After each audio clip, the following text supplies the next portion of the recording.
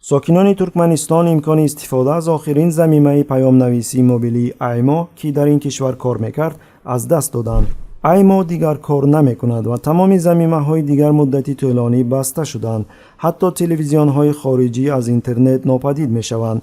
تقریباً یک هفته میشود که ما برنامه خبری یورونیوز را تماشا کرده نمیتوانیم، گفت یک ساکن اشقاباد روز 3 آگوست به آزادی.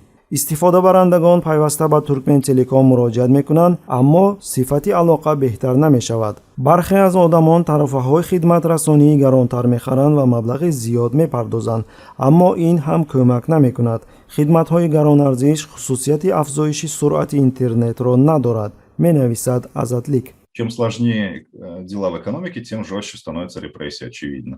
یادداشت میکنیم که در فهرست جهانی سرعت اینترنت 2023 که از جانب شرکت بریتانیایی کیبل کا یوکی تهیه شده است، ترکمنستان با سرعت 4.4 مگابیت ثانیه در میان 220 کشور جهان جای 206 را اشغال کرده است.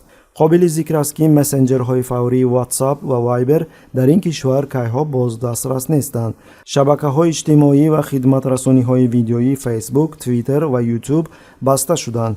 منبع‌های اینترنتی بزرگترین نشریه‌ها و رسانه‌های خارجی که درباره ترکمنستان می‌نویسند نیز در داخل کشور بدون VPN گشوده نمی‌شوند. علاوه بر این از شهروندان طلب می‌کنند که قبل از نصب کردن اینترنت خانگی با قرآن سوگند می‌خورند که از خدمت‌های VPN استفاده نخواهند کرد.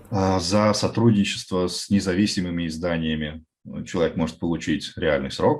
Там, естественно, по надуманным обвинениям. قبلا سازمان مستقل خبری ترکمن نیوز خبر داده بود که تا تیر ماه سال 2022 در ترکمنستان حدود 2.5 میلیارد IP سراغ دسترس نیست و در 6 ماه حدود نیم میلیارد سراغ دیگر مسدود شده است.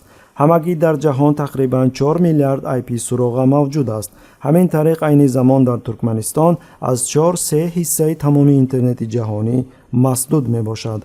Интернета фактически, практически в стране уже не осталось. Люди, я не знаю, каким чудом выходят, все равно находят какие-то все еще не убитые VPN-сервисы, кусочками, отрывками посылают информацию.